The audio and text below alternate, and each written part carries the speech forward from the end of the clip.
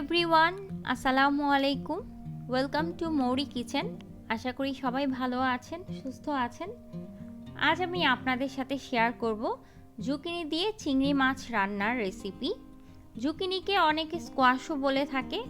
এটি দেখতে অনেকটাই লাউয়ের মতো, অনেকে আবার শসার সাথেও তুলনা করে থাকে।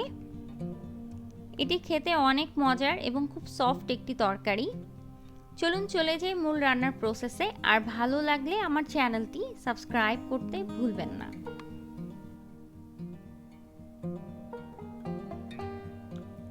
এখানে আমি একটি বড় সাইজের জুকিনি নিয়েছি, একদম ফ্রেশ। আমি এখন এটাকে কেটে নিচ্ছি।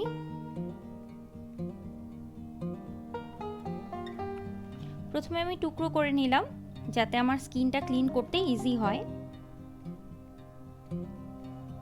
আপনারা চাইলে স্কিন সহ নিতে পারেন, এটার স্কিন কিন্তু অনেক পাতলা হয়, তবে আজ আমি স্কিন ফেলে দিয়ে এটি রান্না করছি।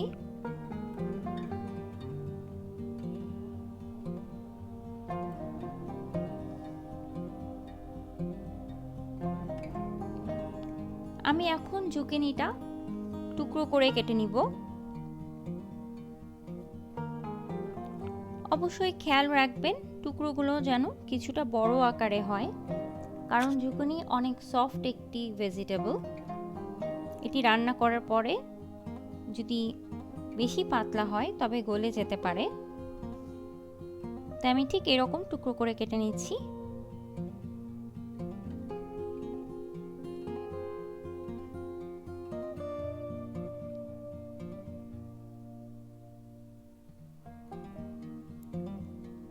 জুকিনিটা টুকরো করে কাটার পর আমি খুব ভালো মতো ক্লিন করে ধুয়ে নিয়েছি।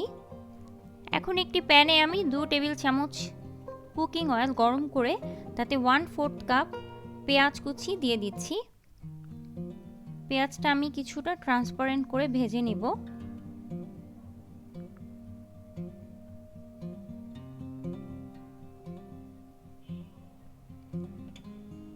অ্যাড করে দিচ্ছি 1 চা চামচ পরিমাণ আদা এবং রসুনের পেস্ট একসাথে মিক্সড করে নেওয়া।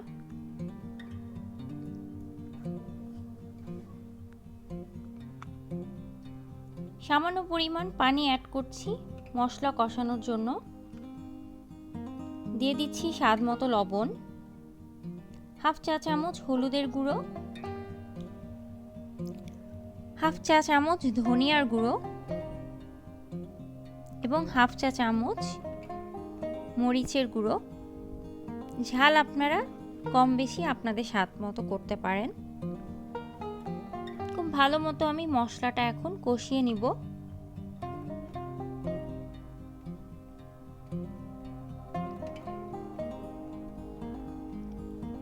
এ পর্যায়ে আমি অ্যাড করে দিচ্ছি চিংড়ি মাছ। আমি খোসা ফেলে নিয়েছি, আপনারা চাইলে খোসা সহ অ্যাড করতে পারেন। আমার মশলা আর চিংড়ি মাছ কষানো কমপ্লিট হয়ে গেছে।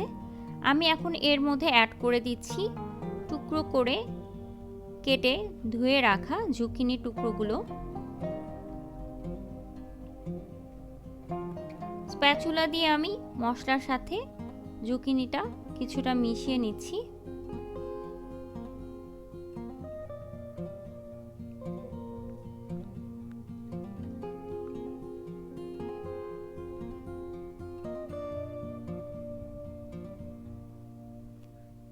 লাউয়ে যেমন পানি উঠে, জুকিনি থেকেও কিন্তু ঠিক লাউয়ের মতোই পানি উঠবে। আমি এখন এটাকে ঢেকে দিচ্ছি এবং চুলার আঁচ মিডিয়াম লোতে রাখছি। কিছুক্ষণ পর দেখুন জুকিনি থেকে কিন্তু অনেকটা পানি উঠতে শুরু করেছে, ঠিক লাউয়ের যেমনটা পানি উঠে। আমি কিছুটা নেড়ে দিচ্ছি এবং আবারও ঢেকে দিচ্ছি 5 মিনিটের মতো মিডিয়াম লোতে।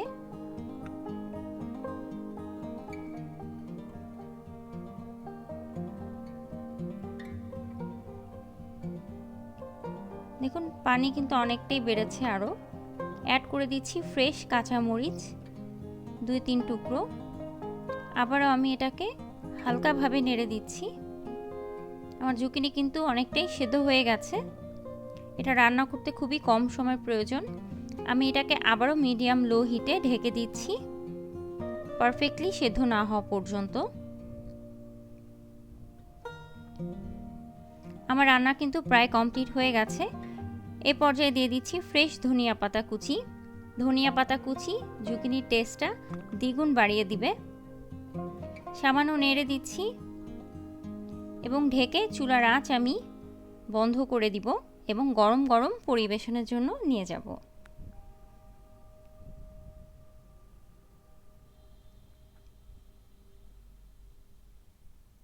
সো ভিউয়ার্স, হয়ে গেল দারুণ স্বাদের জুকিনি দিয়ে চিংড়ি মাছের রেসিপি।